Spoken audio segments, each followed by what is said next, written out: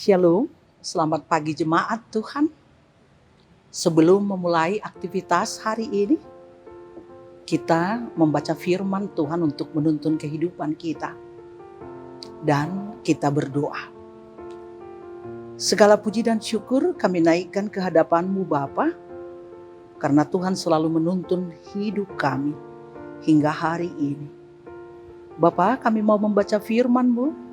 Biarlah Rohul Kudus-Mu yang sudah Tuhan curahkan bagi kami, yang mengajari kami, supaya ketika kami membaca firman-Mu, mendengarkan Engkau, kami memahami setiap firman Tuhan bagi kami. Terima kasih Tuhan. Hanya di dalam nama Yesus Kristus kami berdoa dan mengucap syukur. Amin. Firman Tuhan yang berbicara kepada kita pada pagi hari ini tertulis di dalam Efesus pasal 4 ayat 32, demikian. Tetapi hendaklah kamu ramah seorang terhadap yang lain, penuh kasih mesra dan saling mengampuni, sebagaimana Allah di dalam Kristus telah mengampuni kamu. Demikian firman Tuhan. Ramah kepada teman atau sahabat kita adalah hal yang mudah dan biasa kita lakukan.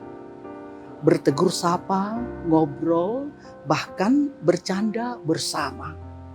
Tetapi bersikap ramah terhadap orang lain, apalagi orang yang tidak kita kenal, adalah sesuatu hal yang jarang kita lakukan. Meski masyarakat kita dikenal dengan keramah tamahannya. Saudaraku yang dikasihi Tuhan, apakah yang dimaksudkan oleh Rasul Paulus tentang surat yang dituliskannya untuk jemaat Efesus ini? Setidaknya kita melihat 3 poin pengajaran penting dari nats ini. Pertama, ramah. Ramah dalam Kamus Besar Bahasa Indonesia adalah orang yang baik hatinya, yang menarik budi bahasanya, manis tutur katanya, dan sikapnya menyenangkan dalam pergaulan. Semua orang pasti menyukai orang yang ramah. Seorang yang ramah biasanya memiliki hati yang gembira, sehingga orang-orang yang berada di dekatnya akan merasa aman dan nyaman. Di dalam keluarga, dalam rumah tangga, tentu akan sangat menyenangkan dan bahagia jika seorang suami ramah kepada istrinya. Jika seorang orang tua ramah kepada anak-anaknya, demikian sebaliknya. Suami maupun istri akan lebih betah berada di rumah setelah menyelesaikan pekerjaannya di kantor mungkin, atau di tempat bisnisnya di luar rumah. Demikian juga anak-anak akan terus-menerus merindukan rumah. Selesai beraktivitas di luar rumah, selalu ingin cepat-cepat pulang ke rumah. Karena di rumah ia merasa aman dan nyaman bersama keluarganya yang ramah tamah. Itu yang pertama. Yang kedua, kasih mesra.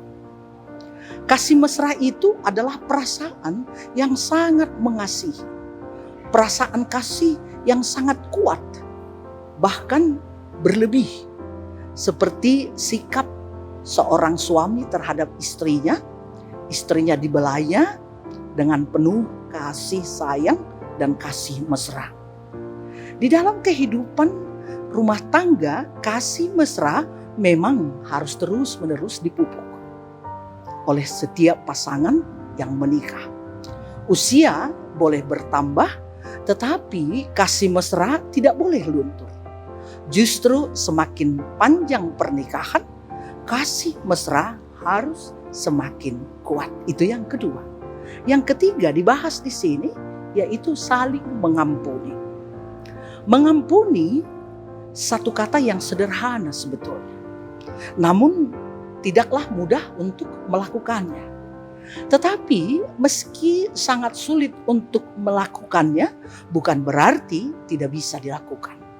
Sebab dengan pertolongan Tuhan, semua pasti bisa melakukan pengampunan. Saudaraku, arti mengampuni itu sebenarnya adalah berhenti merasa marah atau berhenti merasa kesal terhadap seseorang atas tindakan atau kesalahannya. Dengan kata lain, berhenti menyalahkan atau berhenti untuk marah terhadap orang yang telah berbuat salah. Dalam Injil Matius 6 ayat 14 hingga ayat 15 dikatakan begini, saya baca. Karena jikalau kamu mengampuni kesalahan orang, Bapamu yang di surga akan mengampuni kamu juga. Tetapi jikalau kamu tidak mengampuni orang, Bapamu juga tidak akan mengampuni kesalahan. Artinya, pengampunan bukanlah pilihan, tetapi keharusan. Jika kita ingin Tuhan mengampuni kita, kita juga harus mengampuni. Supaya kita mampu, kita harus ingat bahwa kita juga adalah manusia yang tidak sempurna sama dengan dia yang melakukan kesalahan. Begitu juga dengan orang lain. Semua sama, pernah berbuat kesalahan. Karena itu, karena setiap orang pasti pernah melakukan kesalahan, maka kita wajib mengampuni. Memang kita memiliki kemarahan pada saat dan hal tertentu. Tetapi yang harus kita ingat adalah bahwa kita tidak boleh menjadi budak kemarahan. Jangan menyimpan perasaan buruk terhadap orang lain supaya saudara dapat dibebaskan. Disakiti memang tidaklah menyenangkan. Tetapi mengampuni adalah respon terbaik seperti yang telah Tuhan tunjukkan kepada kita manusia. Bisa saja ada seseorang dalam hidup saudara yang benar-benar membuat saudara jengkel. Mungkin itu pengganggu lingkungan saudara. Preman mungkin, atau semacamnya. Atau mungkin ada orang yang selalu usil, mencampuri urusan saudara, bahkan tetangga yang mau tahu saja urusan orang lain dan kemudian bergosip. Tetapi Yesus mengajari kita untuk mengampuni orang lain ketika mereka berbuat dosa terhadap kita. Mungkin kita akan berkata dalam hati bahwa untuk orang ini ada batas kesabaran atau ada batas pengampunan. Nah, Rasul Petrus pernah bertanya kepada Yesus tentang hal mengampuni ini di Matius 18 ayat 22. Sebab mungkin waktu itu Petrus ingin mencari tahu kapan ia bisa berhenti mengampuni dan mulai membalas. Kalau menurut orang-orang Farisi, mengampuni seseorang 3 kali sudah cukup. Jadi Petrus yang menganggap dirinya benar bertanya, apakah 7 kali sudah cukup? Tetapi Yesus menjawab kepada dia, tidak 7 kali, tetapi 70 kali 7. Kita boleh membacanya tadi di Matius 18 ayat 22. Nah, apakah itu berarti 490 kali sudah cukup? Ternyata maksud Yesus untuk memilih angka yang tinggi adalah untuk menunjukkan bahwa pengampunan kita seharusnya tidak pernah berhenti dan tidak pernah berakhir. Jadi maksud semua ini adalah supaya kita tetap rendah hati sebetulnya. Kita harus mengampuni orang lain karena Tuhan juga mengampuni kita.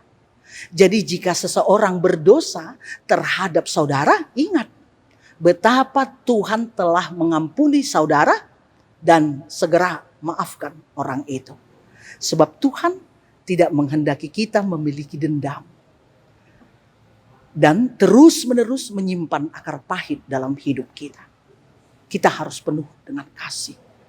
Banyak yang menyebut bahwa sekarang ini dunia sedang sakit. Masyarakat juga sakit. Manusia-manusianya juga cenderung untuk saling menyakiti.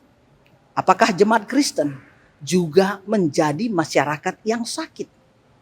Apakah orang-orang Kristen juga menjadi orang-orang yang suka saling menyakiti? Kita memang tidak sempurna. Tetapi hendaklah kita bertumbuh. Kita introspeksi diri. Dan ingatlah bahwa kita sudah dibentuk oleh cinta dari Tuhan. Karena itu, mari kita belajar ramah satu dengan yang lain. Penuh kasih mesra dan saling mengampuni. Itulah yang Tuhan inginkan.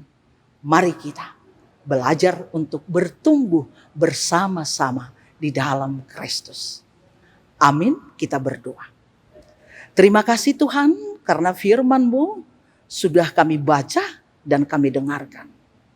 Karena itu Bapa, biarlah Engkau yang memproses kami supaya hidup kami penuh dengan kasih dan tidak menyakiti. Kami percaya bahwa Tuhan sudah membentuk kami dengan cinta Tuhan.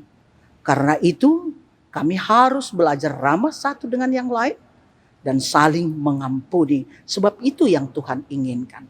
Karena itu mari Bapa, proses kami sehingga kami boleh belajar bertumbuh bersama-sama di dalam kasih Kristus. Dengarkanlah doa kami yang kami naikkan hanya di dalam nama Yesus Kristus, Tuhan dan Juru Selamat kami yang hidup. Amin. Selamat pagi, selamat beraktivitas, dan lakukan semua yang terbaik dari dalam dirimu sesuai dengan kehendak Tuhan. Shalom, Tuhan memberkati kita. Amin.